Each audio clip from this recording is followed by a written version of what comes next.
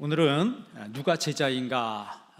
지난주에 이어서 세 번째 제자에 대한 말씀을 전하도록 하겠습니다. 지난주에는 제자가 하나님 말씀이 있는 사람이라고 그랬어요. 그 말씀을 이제 히브리어로 다바르라고 그랬습니다. 다바르인데 그 다바르가 모음이 어미가 어떻게 붙느냐에 따라서 히브리어는 발음과 내용이 달라진다 그랬어요. 그러니까 자음이 다바르인데 이게 데베르가 되면 전염병이 된다 그랬습니다. 말씀인데 전염병이 되는 거예요. 그러니까 하나님 말씀에 순종하면 하나님이 복을 주신다고 했죠. 그런데 말씀에 불순종하고 계속해서 거역할 때 이스라엘에게 전염병이 왔습니다. 그래서 다윗이 불순종했을 때 하나님이 전염병으로 쳐서 7만 명이 죽는 그런 일이 일어났었습니다. 그러니까 우리의 삶에 우리가 제자라고 했을 때 내 삶에 병이 있거나 어려움이 있을 때 제자들은 빨리 알아채야 됩니다. 내가 하나님 말씀에 불순종함으로 인해서 이런 것들이 나에게 찾아오는구나, 깨달아야 된다는 거죠. 세 번째는 미드바르라고 그랬어요. 미드바르란 말은 광야라는 그런 뜻입니다. 그러니까 이 광야는 하나님 말씀 받는 장소라고 했어요.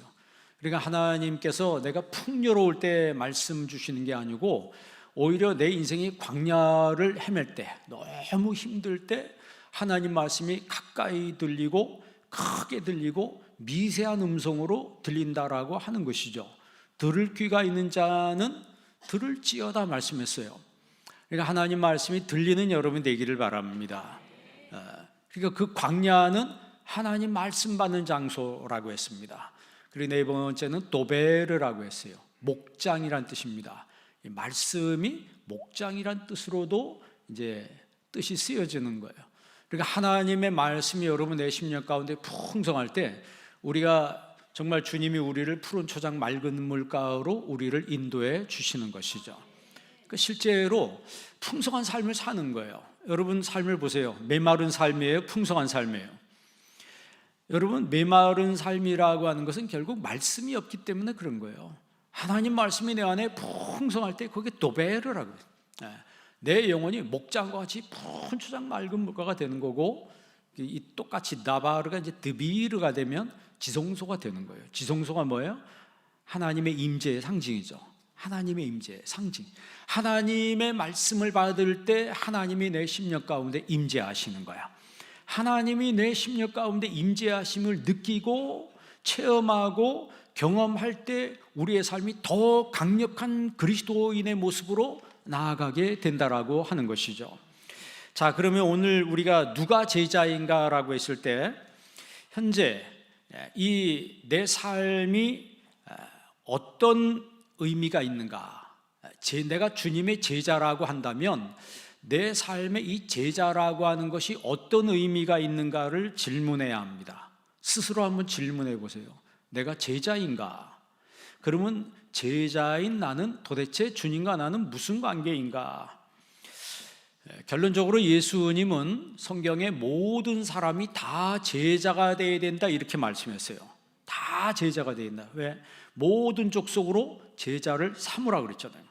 그러니까 현재 내가 제자인지 마세테스인지 아니면 무리에 속하는 사람인지를 인식해야 합니다.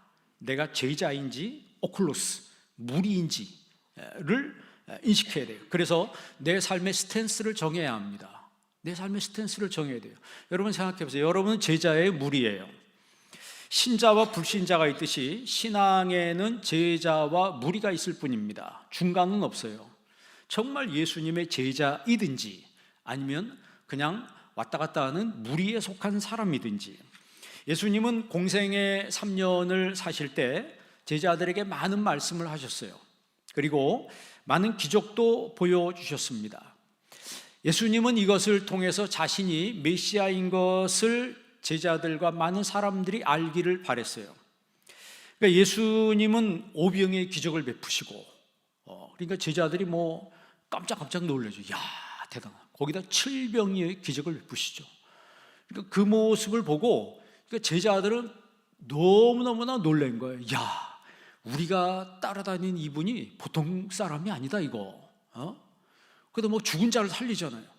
병든 자, 불치병자를 다 고치시잖아요. 그걸 눈으로 다 보는 거예요, 현장에서. 여러분, 그걸 보면서 안 놀랄 사람이 어디 있겠습니까? 요즘 같은 일이 일어난다면 아마 뉴스 탑 1면을 차지하게 될 거예요. 그런 제자들의 모습을 보고 예수님께서 질문했습니다. 얘들아, 사람들이 나를 누구라 하더냐? 그랬더니 이제 사람들의 여론이 어떻다라고 하는 것을 알려주죠. 세례 요한이라고 합니다. 엘리야라고 합니다. 그 위대한 하늘에서 불을 땡겨서 갈멜산에 불을 내리게 한 그 엘리야라고 합니다. 예레미야라고 합니다. 선지자라고 하나이다. 그랬을 때 예수님이 너는 나를 누구라 하느냐? 가장 중요한 질문이죠. 우리 예수님이 누구의 예수님이냐, 저 사람의 예수님이냐, 그거 이전에 예수님이 나에게 어떤 분이냐라고 하는 것을 스스로 질문해야 돼요. 오늘 여러분들이 신앙생활을 하면서 예수님이 나에게 어떤 의미가 있는 분이라고 하는가, 어떤 의미가 있는 분인가에 대해서 명확한 결론을 낼 수 있어야 합니다. 예수님이 나에게 누구인가? 예수님이 내 인생에 어떤 위치에 있는 분인가? 퀴리오스인가? 주님이신가? 아니면 손님인가? 예수님이 내 인생에 손님 같은 분이에요? 주인과 같은 분이에요? 어떤 분이십니까? 이것이 정해져야지 신앙의 출발을 할 수가 있습니다. 신앙의 진보가 이루어지는 것이죠. 정말 이게 정해지면 기쁜 마음으로 신앙생활을 할 수 있는 거예요. 베드로가 그 예수님의 질문을 듣고서 대답합니다. 주는 그리스도시요 살아계신 하나님의 아들이십니다 라고 했더니 예수님 막 칭찬하시죠. 바요나 시모나 복이 있도다. 이것을 알게 하신 이는 혈육이 아니요 하늘에 계신 내 아버지시니라. 너무 예수님이 기뻐했어요. 그러면서 뭐라 그래요? 너는 베드로라. 페트로스, 반석이란 뜻이죠. 내가 이 반석 위에 내 교회를 세우리니 음부의 권세가 이기지 못하리라. 이 음부란 말은요, 하데스를, 헬라어로 하데스, 지옥이라 뜻이에요. 우리 그런 얘기하지, 지옥문이 열린다. 그런데 너는 베드로라. 내가 이 반석 위에 내 교회를 세우리니 사탄의 권세가 너를 이기지 못한다. 이 말은 뭐예요? 지옥문이 열리고 음부의 문이 열려도 그 지옥문을 닫을 수 있는 권세를 우리에게 주신다는 거예요. 여러분이 인생 살아갈 때 지옥문이 입 벌리고 나한테 있으면 나도 모르는 사이 그를 쑥 들어가 버려요. 그래서 인생이 망가지고 피폐해지고 고통을 겪는 사람이 있는데 그 지옥문을 막는 권세를 주님이 교회에 주신다라고 하는 것이죠.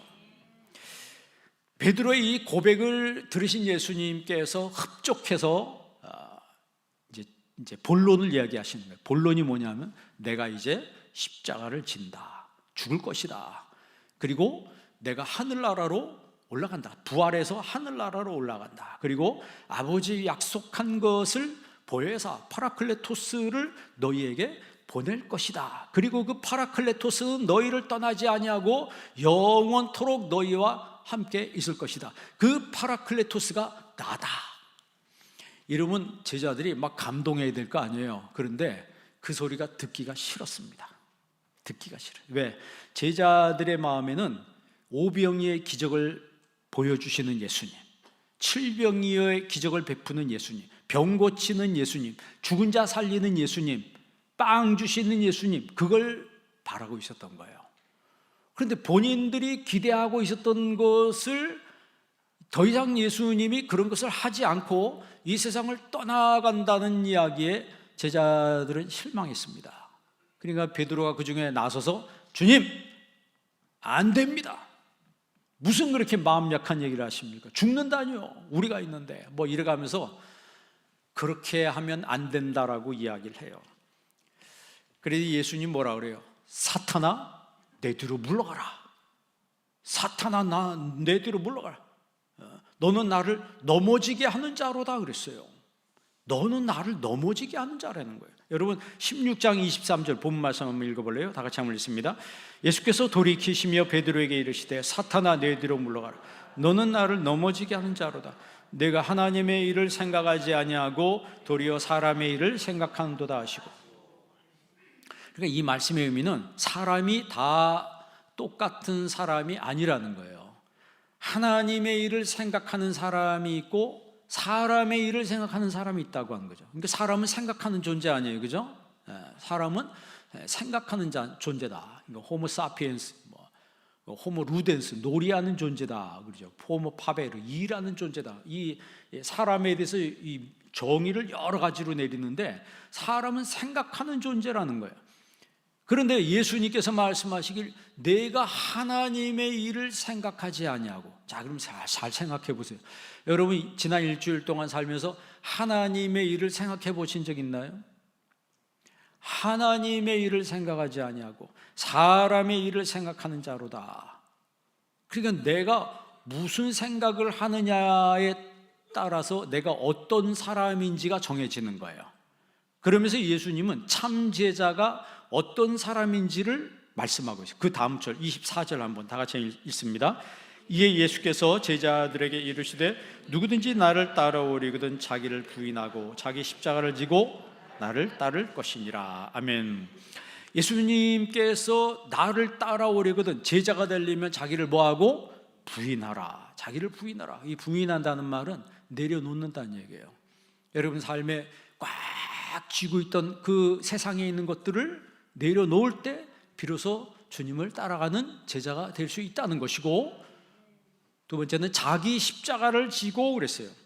돈 스타우루 아우투, 톤 스타우론 아우투라고 했어요.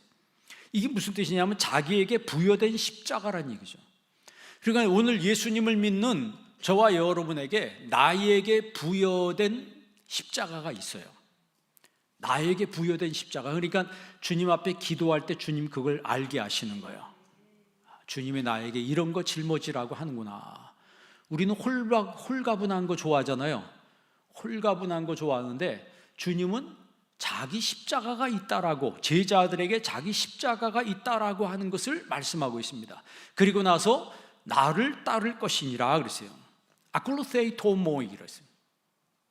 나를 따르, 이게 명령형이라 그랬습니다. 나를 따를 것이니라. 그러면 어떤 사람이 제자인가? 어떤 사람이? 우리가 제자는 배우는 사람이라 그랬어요. 제자는 배우는 사람이다. 그러니까 제자를 마세테스라고 그래요. 마세테스란 말은 그 동사 만사노에서 나온 말입니다. 만사노란 말은 어디로 이끈다 이런 뜻이에요. 그러니까 나를 어디로 이끈다. 그러니까 배운다고 하는 것은 가르치는 사람이 어디로 이끈다는 말이에요. 그리고 마세테스는 그 영어의 그 수학을 mathematics라고 하죠. 그 mathematics가 이 마세테스, 만사노에서 나온 말입니다. 그러니까 수학 공식을 풀어가듯이 철저하게 예수님을 배우는 사람이, 그런 사람이 제자라고 하는 거죠. 그러면 예수님이 뭘 배우는가? 예수님의 삶을 보는 관점, 그걸 배우는 거예요. 그러면 예수님의 삶을 보는 관점이 뭐죠? 하나님 중심이죠. 하나님 중심. 그러니까 하나님 중심인가 내 중심인가, 이거를 우리가 신앙생활할 때 항상 생각해보고 점검해 봐야 돼요. 내 삶이 하나님 중심인가 내 중심인가. 내 중심으로 살았다면 오클로스, 그냥 물이에요. 그냥 물입니다. 제가 이 설교 시간에 여러 번 얘기했죠. 경기장에 관중석이 있고 선수들 운동장이 있잖아요. 운동장에서 열심히 뛰는 사람들은 마세테스 제자들이에요. 관중석에 있는 사람들은 오클로스입니다. 물이에요. 그래서 선수들이 막 뛰다가 실수하면 욕하고 잘하면 박수치고, 그게 관중입니다. 그걸 성경이 물이라고 해요. 그러니까 신앙생활도 똑같습니다. 무리에 속한 사람이 있고 제자에 속한 사람이 있어요. 여러분들은 무리에 속한 사람이 아니고 이제 제자에 속한 사람이 되기를 바랍니다. 그리고 사고방식이 뭐냐면 이타적이죠. 사고방식은 이타적이에요. 그러니까 이기적인 사람이 있고 이타적인 사람이 있어요. 이기적인 사람은 자기밖에 모르죠. 생각이 항상 자기 중심이고 자기밖에 몰라. 여러분, 한 가정에서 배우자가 상대방을 배려해 주지 않고 굉장히 이기적이면 그 결혼 생활이 굉장히 힘듭니다. 갈수록 정서적인 이혼 상태로 갈 수밖에 없어요. 그러나 이타적이 될 때 내가 먼저 상대방을 먼저 생각해주고 상대방을 배려해주고 내가 손해봐도 상대방을 섬기는 그런 정신을 가지는 이타적인 그런 생각, 사고를 가지고 있으면은 그 사람은 행복한 결혼 생활을 할 수 있고 어느 공동체에 가든지 그 사람을 좋아하는 사람들이 점점 많아지는 거예요. 여러분, 어떤 한 공동체에 가면 예쁜 여자를 좋아할 것 같아요? 성품이 좋은 여자를 좋아할 것 같아요? 뭐 예쁘면서 성품이 좋을 수도 있겠죠. 그렇지 않아요? 못생겼으면서도 성품이 안 좋을 수도 있고, 사람마다 다른 건데, 잘생겼다라고 하는 것이 처음엔 보기엔 좋을지 몰라도 사람이라고 하는 것은 관계의 존재이기 때문에 마틴 부버가 그랬잖아요. 이히 운투두라, 나와 너와의 관계라 그랬죠. 나와의 너와의 관계도 외모로 결정지어지는 게 아니고 관계로 결정지어지는 거예요. 관계로. 결국 그 사람의 내면의 모습이 나에게 투영돼서 보여질 때 그것으로 인해서 가까워지든지 멀어지든지가 결정되는 거예요. 그러니까 우리가 그런 얘기 많이 하잖아요. Jesus first, others second, me third. 한번 따라해 보실래요? Jesus first. 예수님 첫째. others second, me third. 별로 자신이 없는 것 같아요. 내가 먼저지. 다른 사람은 두 번째고 주님은 저 세 번째고, 주일날 내 스케줄이 있으면 안 나가는 거고, 그건요 신앙적인 삶의 태도, 특별히 제자의 삶은 아니죠. 그리고 세 번째가 성품. 예수님의 성품을 배우는 사람. 예수님의 성품은 뭐냐면 바로 성령의 열매예요. 우리가 9가지 열매 있잖아요. 그 사랑의 열매 있잖아요. 그게 자연스럽게 사랑하는 사람이 되는 거예요. 나도 모르게. 그래서 제자는 사람을 사랑할 줄 아는 사람이 돼야 된다. 사람을 기본적으로 사랑할 줄 아는 사람이 된다. 기쁨을 줄 줄 아는 사람이 된다. 여러분, 바울이 항상 기뻐하라 그러잖아요. 항상 기뻐하라. 그러니까 그 기쁨은 뭐예요? 예수님이죠. 예수님이 내 안에 계시니까 기쁨이 되는 거예요. 뭐가 생기지도 않았는데 막 기쁜 거거든요. 그러니까 이 땅에서 이 땅이 나에게 주는 기쁨이라고 하는 건 유통기한이 너무 짧다 그랬어요. 너무 짧잖아요, 그죠? 조금 지나면 다 실증 나는 거예요. 아무리 좋은 물건을 가지고 있어도 처음에야 사람들한테 뻑이느라고 좀 자랑하느라고 좀 그러지, 쓰다 보면 사람은 실증 나게 돼 있어요. 아무리 비싼 것도 실증 나. 그런데 예수님의 품성이 내 안에 관한 사람은 그 기쁨이 실증나는 기쁨이 아닙니다. 왜? 내면에서부터 올라오는 거기 때문에. 내면에서부터 올라오는 거기 때문에. 그래서 우리가 삶을 보는 관점과 생각하는 사고방식과 그 사람의 성품이 예수님을 배운다면 그 사람은 정말 주님의 진정한 제자의 삶을 살 수가 있는 거예요. 그러니까 겸손한 사람이 되는 거죠. 자동적으로 겸손한 사람이 되는 거예요. 잠언서 9장 8절에 이런 말이 있습니다. 거만한 자를 책망하지 말라. 그가 너를 미워할까 두려우니라. 지혜 있는 자를 책망하라. 그가 너를 사랑하리라 그랬어요. 그러니까 사람이 배우려고 하는 마음이 있으면 겸손해집니다. 아무리 그 사람이 학식이 많고 그래도 내가 배우겠다라는 마음이 있으면 겸손한 마음이 생기는 거예요. 세 사람이 가면 그 중에 한 명 꼭 스승이 있다고 하잖아요. 둘째는 따라가는 사람이에요. 우리가 오늘 24절 말씀에 보면 나를 따라오려거든. 그러니까 제자는 따라가는 사람이에요. 자기를 부인하고 자기 십자가를 지고 누굴 따르라?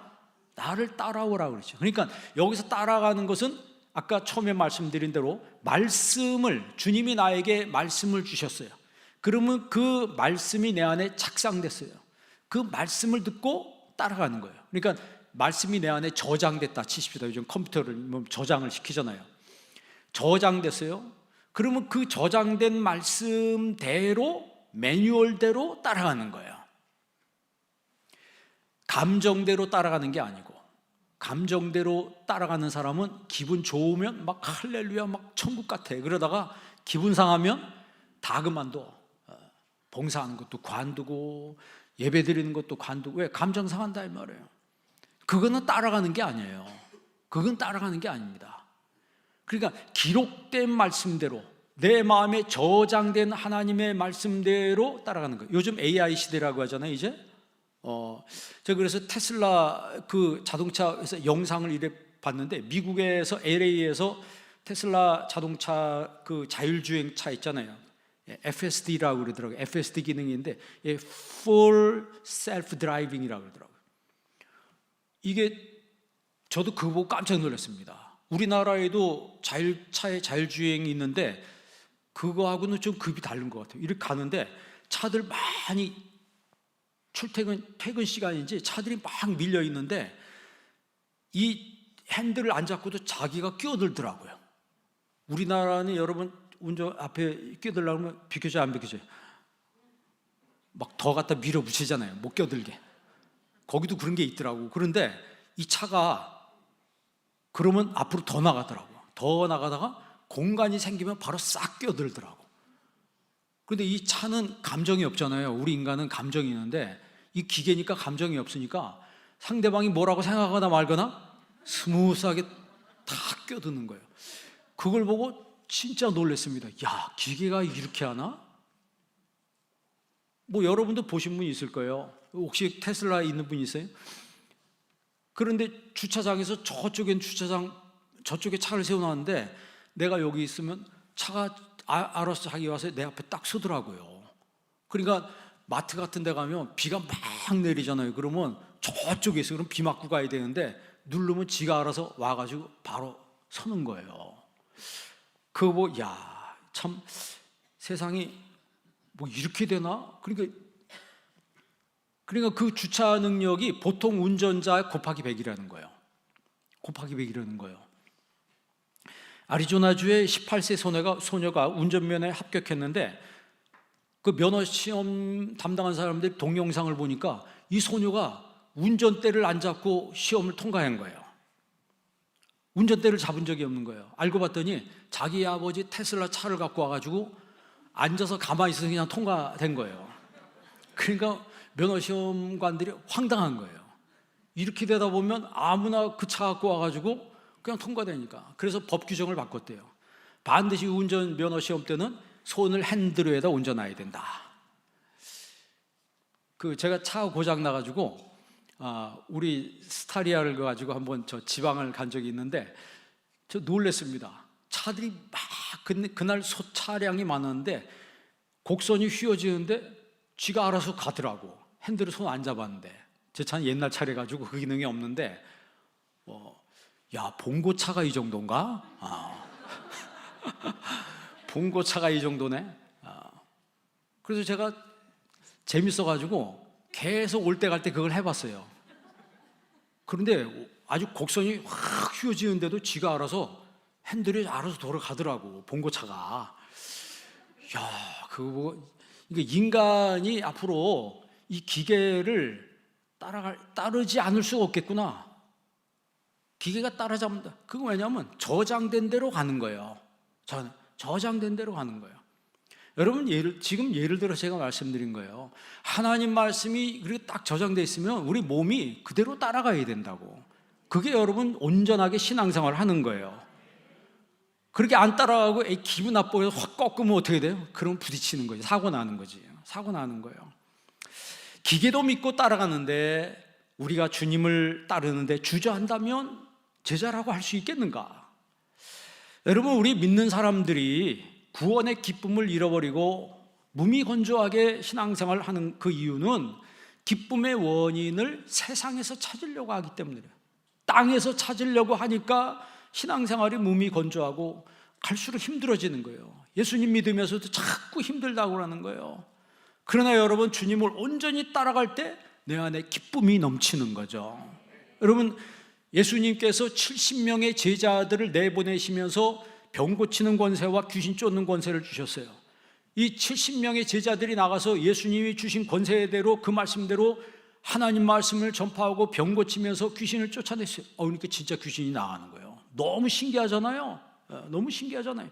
그래서 돌아와서 예수님 앞에 이야기했습니다. 예수님, 예수님의 이름으로 귀신들이 떠나가다이다. 그랬더니 예수님께서 귀신들이 떠나가는 것으로 인하여 기뻐하지 말고 너희의 이름이 하늘나라에 기록되는 것으로 인하여 기뻐하라 그랬어요. 너희 이름이 하늘나라에 기록되는 것으로 인해서 기뻐하라. 그러니까 기쁨의 근거를 하늘나라에 두라는 거죠. 기쁨의 근거. 여러분 주기도문에 나라가 임하시옵소서 그랬잖아요. 나라가, 하나님의 나라가 내 안에 임하도록 기도하라는 얘기예요. 여러분 10년 가운데 하나님 나라가 임하기를 바랍니다. 하나님의 나라가 내 10년 가운데 임해요. 천국이 임한다면 여러분 거기가 하나님 나라, 심령 천국을 이루는 거 아니겠어요? 예수님께서 제자들에게 나를 따라오라, 내가 너를 사람 낚는 어부가 되게 하리라 그랬어요. 그랬더니 제자들이 그물을 버려두고 예수님을 따라갔다라고 했어요. 그러니까 예수님을 따라갈 때 부흥의 역사가 일어나는 거예요. 예수님을 따라갈 때, 과거에 여러분 우리 한국교회 부흥할 때 여러분 얼마나 놀라운 부흥의 역사가 있었습니까? 제가 어릴 때 새벽기도 갈 때는요, 새벽기도가 꽉 찼어요. 새벽기도 그때는 종치는 그런 때였었습니다. 1시간 전에 초종 치고 30분 전에 재종을 쳤어요. 새벽기도 처음에는 4시에 했었습니다. 그러다가 30분 전 되면 이제 또 종을 치는 거예요. 그리고 하나님 앞에 예배를 드려요. 여러분 하나님 앞에 새벽기도 하는데 꽉 차고 끝나면은 그렇게 부르짖어 기도했어요. 그때는요 얼마나 많은 사람들이 울면서 기도했는지 몰라요. 그냥 이쪽에 한 명 막 울어. 그러면 이게 전염이 되가 이쪽에서 또 막 웁니다. 그러면요 온 교회가 주여 하면서 막 울음소리가 막 난리도 아니었어요. 막 콩 볶는 것처럼, 콩 볶는 것처럼 하여튼 교회가 막 울음바다가 되고, 그러다가 막 방언이 터지고 막 놀라운 역사가 일어났었습니다. 근데 지금은 냉랭하잖아요. 지금은 냉랭해졌습니다. 여러분 신앙에 불이 붙기를 바랍니다. 우리가 복고풍이라고 그러죠. 레트로 시대라. 지금 레트로 시대라고 그러대요. 레트로 시대가 뭐예요? 복고풍 시대라는 거예요. 젊은 친구들 보니까 바지도 막 펑퍼짐한 거. 우리 옛날에 나팔 바지 입고 다녔는데, 아니 그런 걸 내 20대 때 입고 다닌 거 요즘 젊은 친구들이 20대가 입고 다니더라고. 레트로 시대라고 하는 거예요. 옛날로 돌아가서 복고풍으로 돌아온다는 거예요. 뉴트로 시대라는 거예요. 힙트로 시대라 뭐 이렇게 얘기해요. 영국에 제가 갔을 때 거기 그 커피숍이 아주 그 고풍으로 된 커피숍에 한번 들어가서 커피를 마셔본 적이 있는데 너무 멋있더라고. 거기는 영국은 커피숍이라고 그래요. 우리는 뭐라고 그래요? 카페라고. 우리는 다 카페라고 그러지. 여러분 커피라고 쓰면 촌스럽다고, 커피숍이라고 촌스럽다고. 근데 영국에는 그 카페라고 하면 그 마약한 사람들이 모이는 데가 카페래요. 근데 네덜란드는 또 다르대네. 네덜란드는 거긴 또 다 카페예요. 카페라고 써 있어요. 네덜란드에서 커피는 약쟁이들이 모인 데를 커피숍이라고 그래요. 같은 유럽인데도 이게 서로 다르더라고요. 그 우리가 정말 레트로, 영적인 레트로 시대를 열어가는 사람이 되어야 된다. 과거에 뜨거웠던 그런 신앙, 오늘 저녁에 우리의 헌신 예배인데 여러분 다 저녁 예배에 오시기를 바랍니다. 아멘. 여러분 주일날 저녁이 뭐예요? 주일날 저녁에 특별한 뭐가 있습니까? 근데 주일날 저녁에 교회에 오는 게 너무 아까워요, 시간이. 주님 만나는 게 이렇게 시간이 아깝습니까? 유명한 사람이 빌 게이츠가 저녁에 만나고 싶다. 그러면 어떻게 할 것 같아요? 뭐 그런 사람 한 번 만나려면 뭐 돈을 어마어마하게 드린다고 그러대. 제자는요 따라가는 사람들. 이 아콜로세이라고 하는 아콜로세이 나를 따라 follow me라고 하는 이 말은 군인들에게 쓰던 말이라고 했어요. 군인들에게 쓰는, 첫 번째 군인들에게 쓰는 말이고, 두 번째 노예에게 쓰는 말이고, 세 번째는 법적인 용어예요. 법적인. 왜냐하면 법이 정해지면 그 법대로 따라야 된다는 거죠. 아무리 여러분 내 감정이 나 이거 하기 싫다고 해서 했는데 내가 하기 싫어. 근데 법은 하라고 그래. 그러면 해야 돼 말아야 돼요? 하기 싫어도 해야 되는 거예요. 그게 법이에요. 그러니까 그 법대로 따르는 것을 아콜로세이라고 그래요. 따라간다는 거죠. 노예가 주인의 말에 따르는 거예요. 그리고 군인이 상관의 말에 따르는, 그게 바로 오늘 성경에 기록된 대로 제자는 주님을 따라간다, 나를 따르라. 예수님이 그렇게 말씀했거든요. 그러니까 내 감정과 상관없이 예수님을 따라가는 사람이 제자라고 하는 것이죠. 베드로가 질문했어요. 예수님, 우리가 다 버리고 주를 따랐나이다. 그 말에는 그러면 대가가 뭔가요? 이렇게 질문하는 것이죠. 그랬을 때 예수님이 뭐라고 얘기하시냐면, 나 때문에 집과 형제, 자매, 어머니, 자식, 전토를 벌인 자는 100배나 받되 내세 영생을 받지 못할 자가 없느니라 그랬어요. 그러니까 이 땅에서도 헤카톤타 플라시온이라 그랬어요.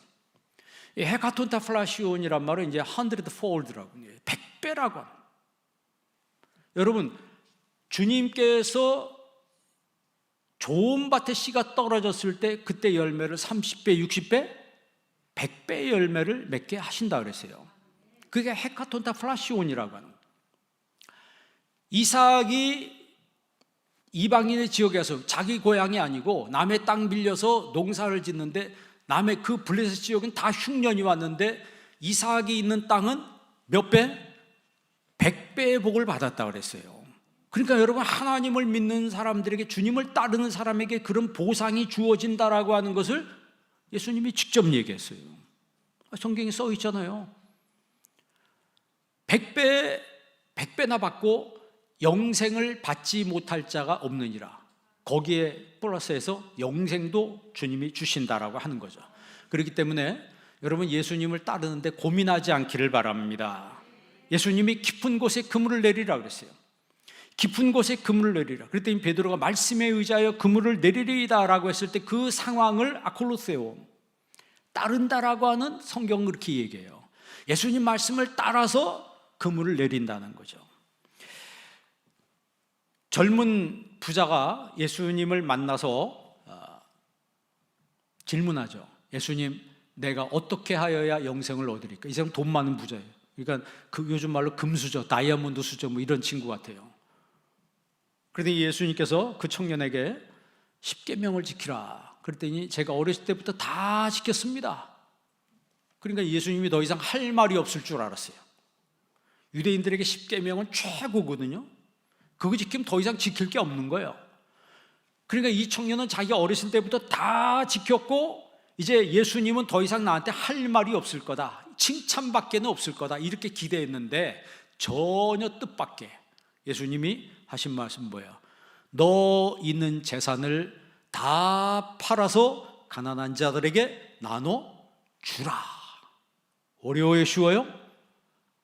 천만의 말씀. 그런 말도 안 되는 얘기를 예수님이 하시는 거예요. 그리고 와서 나를 아콜로세모이, 나를 따르라 그랬어요. 그러니까 이 청년이 막 근심이 되는 거예요. 그러면서 돌아가 버리는 거예요. 예수님 앞에 간단한 얘기도 안 하고 그냥 가버리는 거예요. 그러니까 자기가 기대했던 답을 예수님이 줘야 되는데 자기가 전혀 기대하지 않은 그런 답을 이야기하시니까 너무 낙심한 거예요. 그건 왜냐하면 예수님을 따를 생각이, 예수님을 따르는 의도가 전혀 없이 와서 예수님을 이용만 하려고 하는 것이죠. 그랬을 때 예수님께서 그 청년의 의도를 아시고 예수님 말씀하신 거예요. 그러면서 그 가는 청년에게 예수님 뭐라고 얘기했어요? 부자가 천국에 들어가는 것이 낙타가 바늘구멍 들어가는 것보다 어렵다, 이렇게 예수님 말씀하셨잖아요. 여러분, 예수님은 자기를 따르기 원하는, 내 제자가 되려면 자기를 부인하고 내려놓으라 이 말이에요. 여러분, 내려놓을 걸 내려놓으시기를 바랍니다. 그리고 자기 십자가를 지고 나를 따르라 그랬어요. 그리고 마지막으로 제자는 훈련된 사람입니다. 훈련된 사람. 이 제자를 디사이플이라고 그러잖아요. 디사이플과 같은 어근이 있는 게 디서플린이라고 해요. 디서플린이 뭐예요? 훈련이라는 뜻입니다. 그러니까 제자와 훈련이란 말과 말이 어근이 같아요. 그러니까 이 디서플린이란 말은 수련, 단련 이런 뜻 아니에요? 그러니까 내가 단련되지 않고 수련되지 아니하고 훈련되지 아니한 그런 사람은 제자가 되기 쉽지 않다. 하나님께서 출애굽한 이스라엘 백성들을 40년 동안 훈련시킨 다음에 가나안 땅에 들여보냈어요. 그런데 가나안 땅에 다 들어간 게 아니죠. 들어간 사람이 있고 못 들어간 사람이 있어요. 여러분, 이 땅에 사는 사람들이 다 천국 가는 게 아니죠. 천국 가는 사람이 있고 못 가는 사람이 있습니다. 그러면 여러분들은 가야 돼요, 못 가야 돼요? 자신이 없으시네. 가야 돼요, 못 가야 돼요? 여러분 혀에 달린 거예요. 여러분 혀에 달린 거예요. 가는 사람이 있고 못 가는 사람이 있다니까요. 여러분, 이 땅이 하늘의 모형이라고 했죠. 합격하는 사람이 있고 불합격하는 사람이 있어요. 아무나 하늘나라 가는 게 아닙니다. 회사도 아무나 다 뽑는 게 아니에요. 뭐 여기 삼성인데 여러분 나 삼성 가고 싶다고 여러분 지원해봐요. 다 뽑아요? 아니죠. 그 뭐 시험 보니까 굉장히 어렵다고 그러대. 그 회사 기준에 맞는 사람이 들어가는 거예요. 하늘나라도 하늘나라 기준에 맞는 사람이 가는 거예요. 그런데 그 기준은 어려울 수도 있고 쉬울 수도 있는 거예요. 나를 내려놓으면 너무너무 쉬운 거예요. 그러나 내려놓지 못하면 너무너무 어려운 것이죠. 가나안 땅에 들어갈 때 다 들어간 것이 아니고 원망하고 불평했던 사람은 그 땅에 들어가지를 못했습니다. 그러니까 광야 40년 동안은 내 안에 있는 원망 불평을 내려놓는 기간이 되어야 된다는 거예요. 여러분 삶 속에, 여러분 가정에서든지 직장에서든지 여러분 삶에 원망이 없기를 바랍니다. 원망이 없고 감사가 넘치기를 바랍니다. 여러분 집안이 감사가 넘치면 얼마나 행복한 가정이 되겠어요, 그죠? 훈련에 통과한 사람만이 가나안 땅에 들어갔어요. 미국의 한 과학자가 고양이의 쥐잡는 기술이 선천적인지 후천적인지를 연구하는 논문을 썼어요. 논문 쓸 게 되게 없는 것 같다. 고양이가 쥐잡는 게 선천적인지 후천적인지 그게 뭐하러 필요하나. 그런데 그거 연구를 해서 논문을 썼어요. 그런데 이 연구하는 분이 갓 태어난 고양이를 아주 럭셔리하게 키웠답니다. 맛있는 음식을 주고 최대한 안락하게 음식을 공급하고 해서 이 고양이가 크기가 쥐를 잡을 만한 크기가 됐을 때 처음 쥐를 보여줬대요. 쥐를 보여줬더니 멀뚱멀뚱 쳐다만 보더라는 거예요. 멀뚱멀뚱 쳐다보다가 쥐가 칙 그러니까 깜짝 놀라가지고 후닥 도망가더래요. 그런 걸 몇 번을 해봤답니다. 몇 번을 했더니 고양이가 쥐에 대해서 별로 관심이 없대요. 쥐에 대해서 별로 관심을 표하지 않더라는 거예요. 오히려 쥐가 고양이를 고양이 잡듯이 해야 되나? 쥐 잡듯이. 쥐가 고양이를 쥐 잡듯이 말이 이상하지만 화가 나니까 쥐가 막 몰아세우는 거예요. 고양이가 막 이리저리 피해서 도망가요. 고양이가 펄쩍펄쩍 뛰잖아요. 쥐를 피해서 이렇게 뛰더라는 거예요.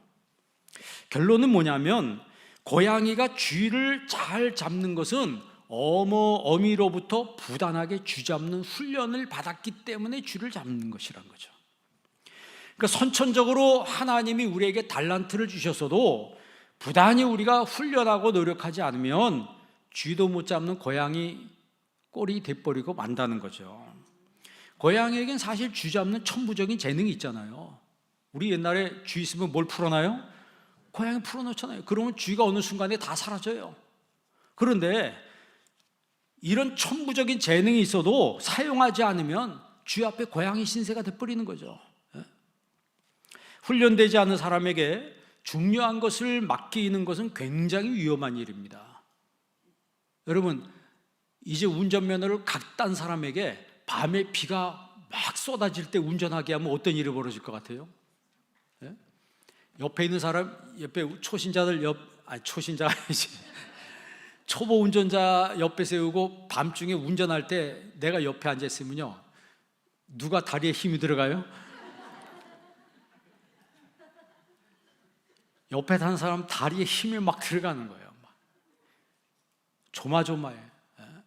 운전하는 사람이 더 초조하겠지만 훈련되지 않은 사람은 본인도 힘들고 옆에 탄 사람도 힘든 거예요.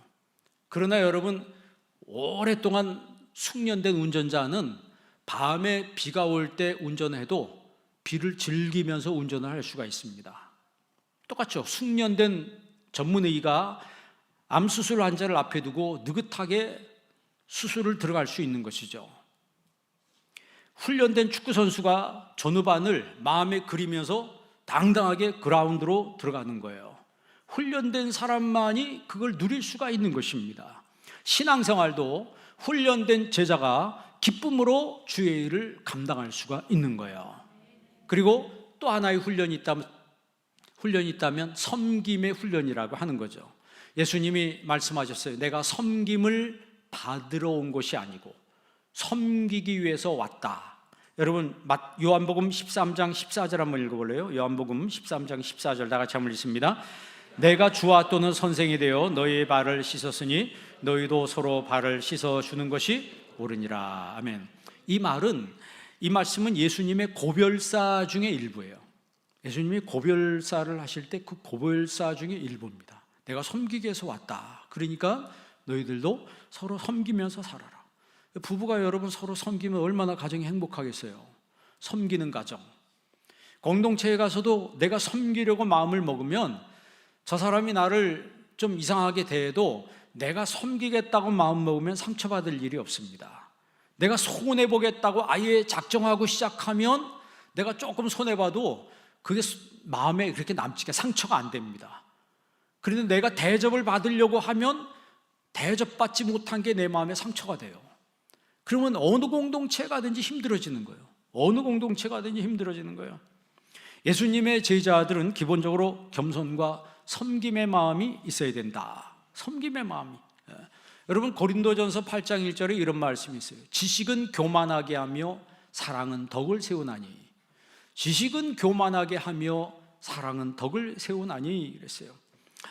그 솔로몬의 유명한 재판 중에 여러분 그 두 어머니가 아들이 하나씩 있는데 한 어머니가 자기 아들을 자다가 잠버릇이 심해서 자기 아들을 깔아 죽였어요. 그래서 옆에 있는 여자아들을 몰래 데리고 와서 자기 품에 놓고 자기 죽은 아들을 저쪽에 놨습니다. 아침에 일어나 보니까 그 상대방 여인이 자기 아이가 죽어 있는데 가만 보니까 내 아들이 아니야. 내 아들 보니까 저기 살아있는 게 자기 아들이야. 그래 내 아들이라고 했더니 무슨 소리야, 내 아들이라는 거예요. 그러니까 살아있는 아들 하나 두고 두 여인이 싸우는 거예요. 자기 아들이라고. 이게 솔로몬 왕까지 올라가서 재판이 시작됐습니다. 재판을 솔로몬이 해주는데 그 아이를 어떻게 하라고 그래요? 반을 자르라는 거죠. 반을 자르라는 거예요. 그래서 서로 공평하게 나눠주라.